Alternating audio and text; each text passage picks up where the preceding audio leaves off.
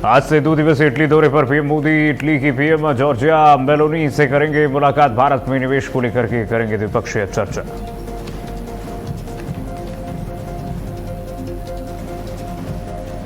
छत्तीसगढ़ में मध्य क्षेत्रीय परिषद की हुई बैठक। गृह मंत्री अमित शाह ने कहा, बस्तर में नक्सलवाद खत्म, बंदूकों का युग खत्म हुआ।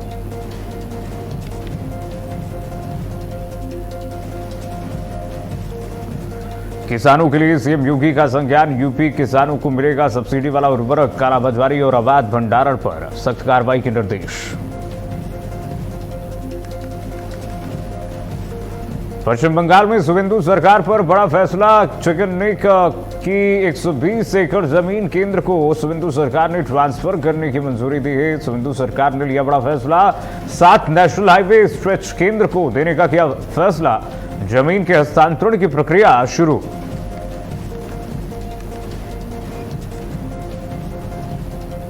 पेट्रोल डीजल की कीमतों में फिर इजाफा। 5 दिन में दूसरी बार बढ़े दाम। पेट्रोल में 87 और डीजल में 91 पैसे की बढ़ोतरी।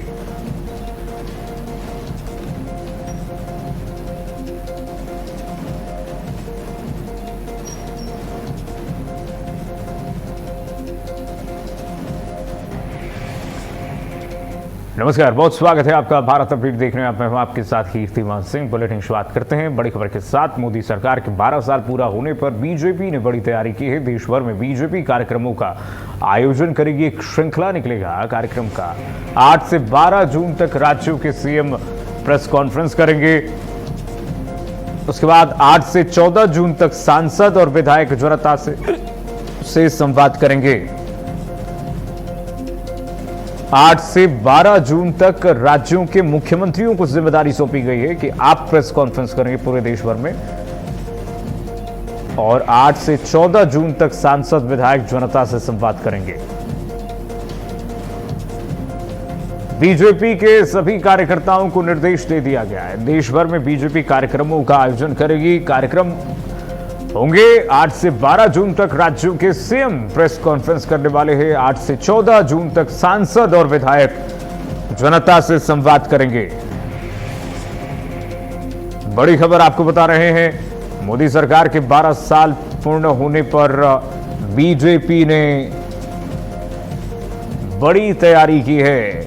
भारतीय जनता पार्टी ने रूपरेखा तैयार की है। 8 से 12 जून तक राज्यों के मुख्यमंत्री बीजेपी सरकार केंद्र में जो है उसके उपलब्धियों को गिनाएंगे। 8 से 14 जून तक सांसद और विधायक जनता से संवाद करेंगे और उपलब्धियों को गिनाएंगे। बड़ी खबर आपको बता रहे हैं। भारतीय जनता पार्टी ने देश भर में अपने कार्यकर्ताओं को निर्देश दिए हैं। जो शेड्यूल जारी कर दिया गया है। मोदी सरकार के 12 साल पूर्ण होने पर बीजेपी की बड़ी तैयारी। देश भर में बीजेपी कार्यक्रमों का आयोजन करेगी। 8 से 12 जून तक सभी राज्यों के मुख्यमंत्री केंद्र सरकार की उपलब्धियों को जनता से संवाद करके बताएंगे। वहीं 8 से 14 जून तक सांसद विधायक जनता से संवाद करेंगे। 8 से 12 जून तक राज्यों के सीएम प्रेस कॉन्फ्रेंस करेंगे। सरकार की उपलब्धियों को जनता तक पहुंचाने की जिम्मेदारी मुख्यमंत्रियों की होगी प्रेस कॉन्फ्रेंस के जरिए। और 8 से 14 जून तक सांसद विधायक अपने विधानसभा, अपने संसदीय क्षेत्र में मोदी सरकार के उपलब्धियों के बारे में जनता से संवाद करेंगे। बड़ी खबर आपको बता रहे हैं। सभी राज्यों के मुख्यमंत्रियों को जिम्मेदारी सौंपी गई है। वही सांसदों और विधायकों को भी जिम्मेदारी सौंप दी गई। आगे बढ़ेंगे। केंद्रीय गृह मंत्री अमित शाह ने छत्तीसगढ़ में नक्सलवाद को लेकर के बड़ी बैठक के बाद कहा कि बस्तर अब नक्सल मुक्त हो चुका है और प्रदेश में भय का माहौल खत्म हुआ है। अमित शाह ने कहा कि बीजेपी सरकार बनने के बाद नक्सलवाद के खिलाफ तेज कार्रवाई हुई है और जिससे हालातों में बड़ा बदलाव आया है। उन्होंने आरोप लगाया कि नक्सलवाद ने वर्षों तक कई क्षेत्रों को विकास से वंचित रखा और विकास कार्यों में बाधाएं पैदा की। शाह ने कहा कि अब बंदूकों का युग खत्म हो चुका है और सरकार गांव-गांव तक पहुंच रही है। साथ ही उन्होंने कांग्रेस पर सहयोग न करने का आरोप भी लगाया।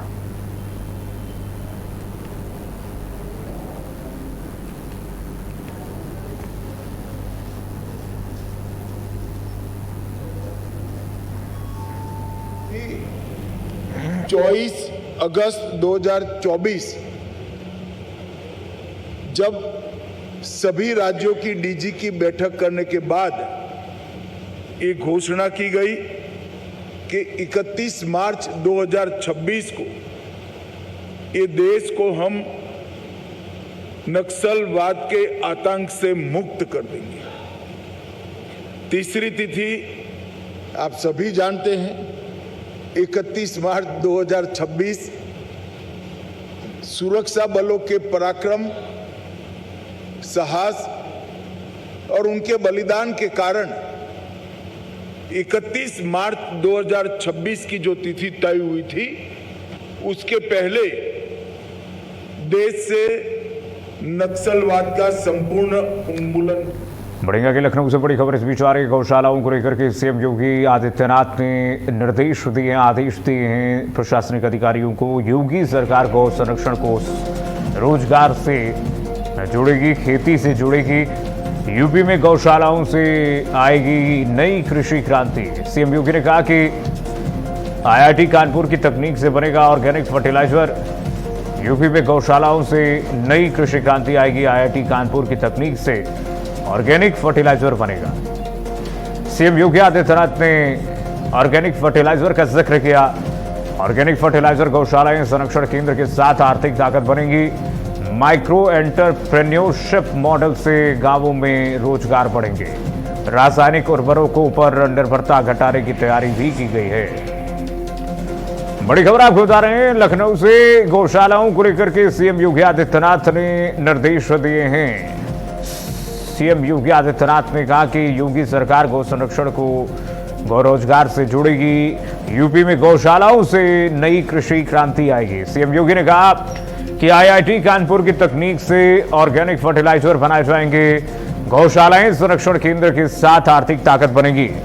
सीएम योगी ने कहा कि रासायनिक उर्वरकों पर निर्भरता उत्तर प्रदेश लगातार घटा रहा है। माइक्रो एंटरप्रेन्योरशिप डेवलप करेंगे। रासायनिक उर्वरकों पर निर्भरता घटाने की तैयारी उत्तर प्रदेश सरकार की तेजी से आगे बढ़ रही है और हमारी सरकार ये चाह रही है कि गौशालाओं को रोजगार से जोड़ा जाए। सीएम योगी ने कहा कि गौ संरक्षण को रोजगार और खेती से जोड़ने का कैसे प्रयास किया जा सकता है, उस पर हम लगातार कार्य कर रहे हैं। गौशालाओं को लेकर के सीएम योगी आदित्यनाथ ने आदेश दे दिए हैं अधिकारियों को।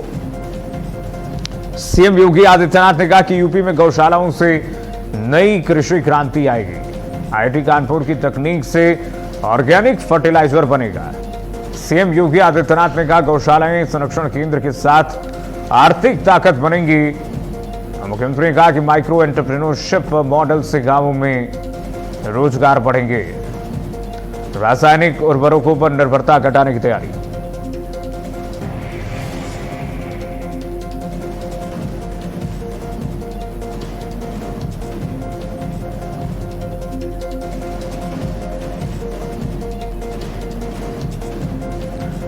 मुख्यमंत्री योगी आदित्यनाथ ने कहा कि यूपी में गौशालाओं से नई कृषि क्रांति आएगी। आईआईटी कानपुर की तकनीक से ऑर्गेनिक फर्टिलाइजर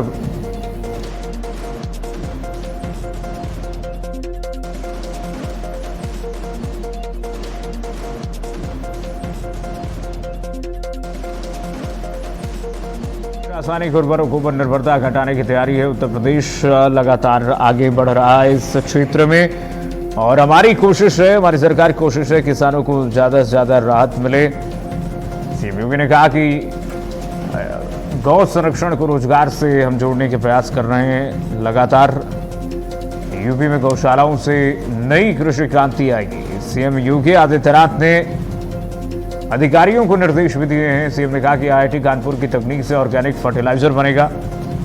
ऑर्गेनिक फर्टिलाइजर में उत्तर प्रदेश कैसे उन्नत हो, आगे बढ़े, इसको लेकर के भी हमने प्लान बनाई है, एसओपी बनाई है। उस पर तेजी से हम आगे काम कर रहे हैं, आगे बढ़ रहे हैं। सीएम योगी आदित्यनाथ ने कहा कि गौशालाओं को लेकर के सीएम ने कहा है उन्नत गति से हम आगे बढ़ रहे हैं। योगी सरकार गौ संरक्षण को रोजगार से जोड़ेगी। सीएम ने कहा कि यूपी में गौशालाओं से नई कृषि क्रांति आएगी, एक नई क्रांति आएगी। बढ़ेंगे आगे। लंबे समय से बीमार चल रहे उत्तराखंड के पूर्व मुख्यमंत्री भुवन चंद खंडूरी का आज सुबह 11 बजे के करीब निधन हो गया। उनके निधन की खबर आते ही उत्तराखंड सहित पूरे देश की राजनीति में शोक की लहर दौड़ गई है। मुख्यमंत्री पुष्कर सिंह धामी समेत बीजेपी के कई नेताओं ने उन्हें श्रद्धांजलि अर्पित की। बीजेपी नेताओं ने कहा कि खंडूरी का योगदान उत्तराखंड के विकास और साफ सुथरी राजनीति के लिए हमेशा याद रखा जाएगा। उन्हें अनुशासित, ईमानदार और विकासोन्मुख नेता के रूप में जाना जाता था। सुनिए। उत्तराखंड के पूर्व मुख्यमंत्री भुवन चंद खंडूरी के निधन से राजनीतिक जगत में उत्तराखंड के शोक की लहर दौड़ी हुई है। चाहे बीजेपी हो, चाहे विपक्ष के नेता हो, कांग्रेस पार्टी के नेता हो, सभी ने दुख जताया है। और सीएम धामी ने कहा कि जो योगदान रहा है भुवन चंद खंडूरी जी का उत्तराखंड के विकास में, उसे कभी भुलाया नहीं जा सकता है। उत्तराखंड की पीढ़ियां याद करेंगी इनके कार्यों को। प्रदेश की सियासत में शोक की लहर है। लंबे समय से बता दें, भुवन चंद खंडूरी जो है बीमार चल रहे थे और लंबे समय से बीमारी से ग्रसित थे और उनका निधन हो गया है। पूर्व मुख्यमंत्री भुवन चंद खंडूरी एक शून्य छोड़कर गए हैं उत्तराखंड की राजनीति में। प्रदेश की सियासत में एक अमिट छाप छोड़कर गए हैं। अपने व्यक्तित्व की, अपने पहचान से उन्होंने उत्तराखंड के नाम का रोशन किया और उत्तराखंड के विकास के लिए उन्होंने अनेकों ऐसे कार्य किए जो उत्तराखंड के विकास में लगातार सार्थक साबित होंगी। पूर्व मुख्यमंत्री भुवन चंद खंडूरी के जाने से राजनीतिक जगत में शोक की लहर शून्य स्थापित हो चुका है। सीएम पुष्कर सिंह धामी ने उन्हें श्रद्धा सुमन अर्पित किए हैं। उनके परिजनों से मुलाकात की, उनको ढांढस बताया है और सीएम धामी ने कहा कि प्रदेश की राजनीति के लिए बहुत बड़ी क्षति है, देश के लिए एक बड़ी क्षति है। क्षति है और बड़ा हम सबको बहुत ही उनके जाने का बहुत दुख है, क्योंकि लंबा कालखंड उनके सानिध्य में रहते मैंने भी काम किया है और उन्होंने सेना में रहे हों तो देश की सीमाओं की रक्षा के लिए तो जीवन भर काम किया और राजनीतिक जीवन में आए तो भारत सरकार में, राज्य सरकार में, भारत सरकार के केंद्रीय मंत्री रहते हुए और उत्तराखंड के मुख्यमंत्री रहते हुए उन्होंने अनेक विकास के कामों को आगे बढ़ाया। पारदर्शिता, भ्रष्टाचार, इन सब के खिलाफ बहुत सादगी से काम किया। प्रदेश की सियासत अंजलि अर्पित की है।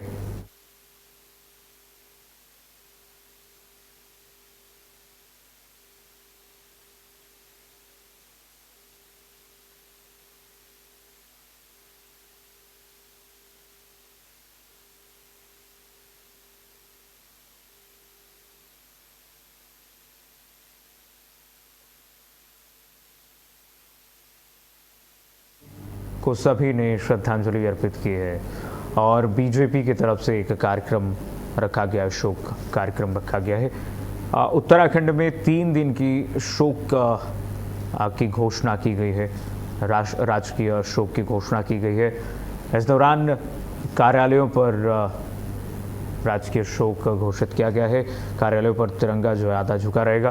प्रदेश की सियासत में शोक की लहर दौड़ी हुई है और उनके परिजनों से मुख्यमंत्री पुष्कर सिंह धामी ने मुलाकात की है। सीएम धामी ने कहा कि ये बहुत बड़ी क्षति है उत्तराखंड के इतिहास में। भुवन चंद खंडूरी ने उत्तराखंड की राजनीति में एक अपनी अमिट छाप छोड़ी, जिस पर रिसर्च किया जा सकता है, जिस पर पढ़ा जा सकता है उनके।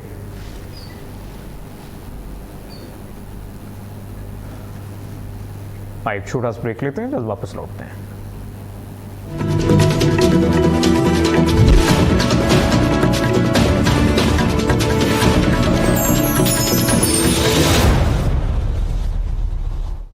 खबरों की दुनिया में भारत अपडेट न्यूज चैनल की धमाकेदार एंट्री। आपका अपना चैनल भारत अपडेट अब आप देख सकते हैं टाटा प्ले के चैनल नंबर 574 और जियो टीवी के चैनल नंबर 2070 पर 24 घंटे 7 दिन।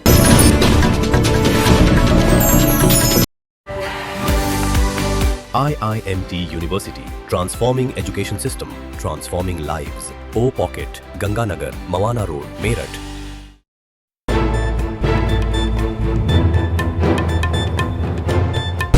उत्तर प्रदेश अब सिर्फ बदल नहीं रहा, नई रफ्तार से बढ़ रहा है आगे।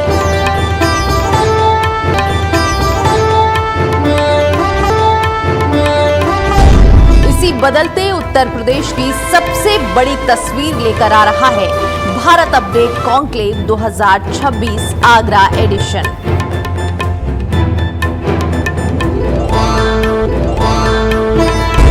एक मंच जहां विजन होगा, एक संवाद जहां विकास की दिशा तय होगी,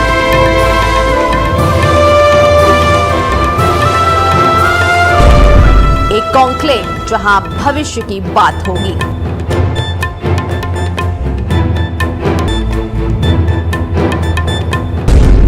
कुशल नेतृत्व, बढ़ता उत्तर प्रदेश।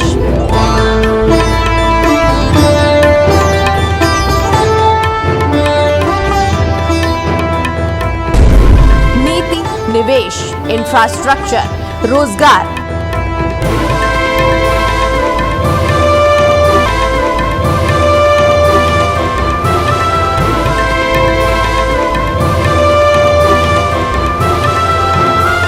और नए यूपी के रोड मैप पर होगा बड़ा मंथन।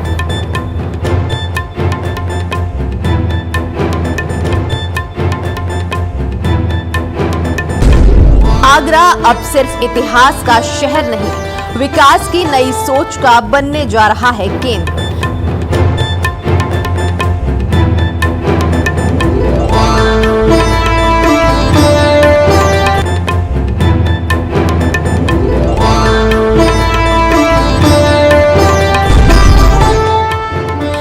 मई 2026, स्थान GMCC, Fatehabad road, Agra.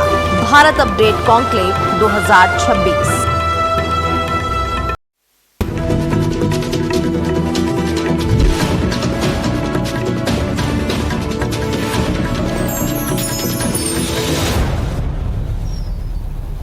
Break के बाद एक बार फिर आपका स्वागत है। राष्ट्रीय परीक्षण एजेंसी से जुड़ी बड़ी खबर इस बीच आ रही है। एनटीए से जुड़ी बड़ी खबर आपको बता दें, एनटीए में 4 वरिष्ठ अधिकारियों की तैनाती की गई है। भारत सरकार के 4 अधिकारियों को तैनात कर दिया गया है। भारत सरकार के 4 वरिष्ठ अधिकारियों की तैनाती की गई है। एनटीए में 2 एडीजी, 2 निदेशक स्तर के अधिकारी तैनात किए गए हैं। साथ ही 3 विशेषज्ञ पदों के लिए विज्ञापन जारी कर दिए गए हैं, जिसमें CTO, CFO, GM, HR पदों के लिए विज्ञापन जारी कर दिया गया है। राष्ट्रीय परीक्षण एजेंसी से जुड़ी बड़ी खबर इस वक्त आपको बता रहे हैं। एनटीए से लगातार विवादों में रही एनटीए से जुड़ी बड़ी खबर। भारत सरकार के 4 अधिकारियों को तैनात किया जाएगा। CTO, CFO, GM, HR पदों के लिए विज्ञापन भी जारी कर दिए गए। एनटीए में 2 एडीजी तैनात किए गए हैं। राष्ट्रीय परीक्षण एजेंसी यानी कि एनटीए से, नेशनल टेस्टिंग एजेंसी से जुड़ी बड़ी खबर है। 4 वरिष्ठ अधिकारियों की तैनाती की गई है।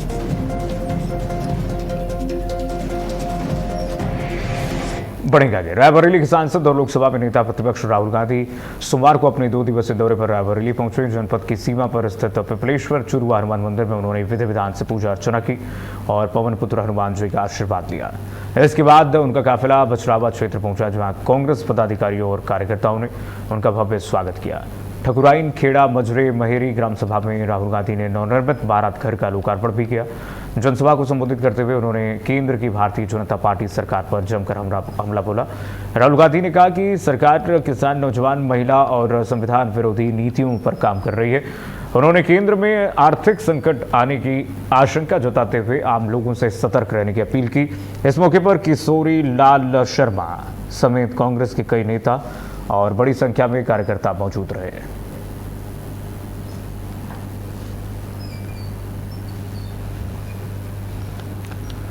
बढ़िया, ग्रेटर नोएडा से बड़ी खबर है। दीपिका नगर मामले से जुड़ी बड़ी खबर आ रही है। मामले में पोस्टमार्टम से हड़कंप मच गया। दीपिका नागर मामले से जुड़ी बड़ी खबर। पोस्टमार्टम रिपोर्ट में कई गंभीर चोटों का खुलासा हो गया है। मामले में पोस्टमार्टम से हड़कंप मचा हुआ है। दीपिका नागर के शरीर पर कई गंभीर चोट मिले हैं। शरीर पर गंभीर चोटों ने हत्या का शक बढ़ा दिया है। दिमाग में खून का थक्का और तिल्ली फटी मिली थी और विसरा सुरक्षित करके जांच के लिए भेजा गया है। पीएम और फॉरेंसिक रिपोर्ट के आधार पर कार्रवाई में पुलिस जुटी हुई है। मामले में देखिए पोस्टमार्टम रिपोर्ट सामने आ गई है। पोस्टमार्टम रिपोर्ट में कई गंभीर चोटों का खुलासा हुआ है। शरीर पर गंभीर चोटों ने हत्या का शक बढ़ा दिया है। जांच जारी है मामले में। वहीं आगरा में प्रधानमंत्री नरेंद्र मोदी के आह्वान पर भाजपा राज्यसभा सांसद नवीन जैन ने राष्ट्र प्रथम अभियान की शुरुआत की है। अभियान के तहत भगवान टॉकीज चौराहे से शहीद स्मारक तक विशाल पदयात्रा निकाली गई, जिसमें हजारों लोगों को शामिल होते हुए देखा गया। ये तस्वीरें देखिए जरा। आज से पदयात्रा के माध्यम से आम जनता को इस अभियान से जोड़कर जागरूक करने का अभियान शुरू हो गया है। 27 मई को उपवास कार्यक्रम के साथ 6 दिवसीय राष्ट्र प्रथम अभियान का समापन होगा। 6 दिनों तक चलने वाले इस कार्यक्रम में सांसद अलग अलग दिन जनता से जुड़ेंगे और संवाद भी करेंगे। 27 मई को अभियान का समापन होगा। 6 दिनों तक सांसद अलग अलग दिन जनता से संवाद करेंगे और सांसद नवीन जैन ने उससे पहले एक पदयात्रा निकाली है। लोगों के सलाब को देखिए जरा तस्वीरों में। 27 मई को अभियान का समापन होगा, उससे पहले भव्य यात्रा पदयात्रा निकाली गई सांसद नवीन जैन द्वारा। बढ़ेंगे आगे। सोनभद्र में पेट्रोलियम बचत और पर्यावरण संरक्षण को लेकर के जिलाधिकारी चर्चित गौड़ ने अनूठी पहल की है। ऊर्जा संरक्षण का संदेश देने के लिए डीएम अपने आवास से पैदल चलकर कलेक्ट्रेट पहुंचे। उन्होंने अधिकारियों और कर्मचारियों से सार्वजनिक परिवहन अपनाने और ईंधन की बचत करने की अपील की है। डीएम ने कहा कि छोटे छोटे प्रयास बड़े बदलाव का आधार बनते हैं। उन्होंने सप्ताह में 2 दिन फील्ड भ्रमण कम करने और बस, ई रिक्शा जैसे साधनों के इस्तेमाल पर जोर दिया। साथ ही विभागीय बैठकों को अधिक से अधिक ऑनलाइन आयोजित करने की बात भी कही।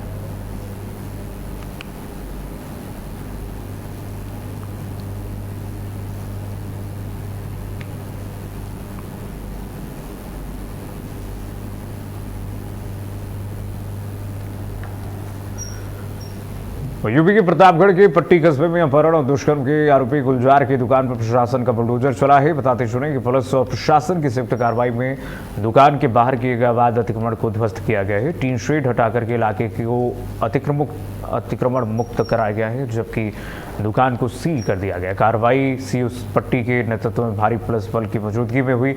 आरोपी गुलजार पर नाबालिग लड़की के अपहरण और दुष्कर्म का आरोप है। पीड़िता की मां ने आरोपी पर लड़की को दिल्ली में बेचने का भी आरोप लगाया था। पुलिस ने आरोपी को गिरफ्तार कर जेल भेज दिया है। घटना को लेकर के बजरंग दल के सैकड़ों कार्यकर्ताओं ने हंगामा किया। पुलिस कस्टडी में आरोपी की पिटाई की कोशिश भी हुई है।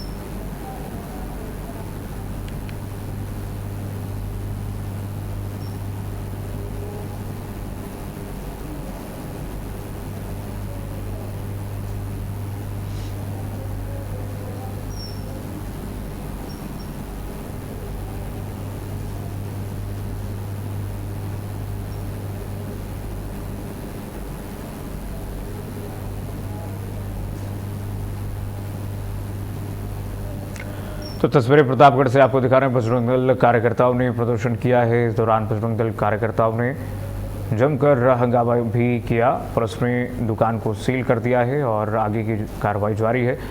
बजरंग दल कार्यकर्ताओं ने इसका विरोध जताया है। परिजनों ने भी इस मामले में आक्रोश दिखाया है। फिलहाल के लिए बस इतना ही। खबरें लगातार जारी।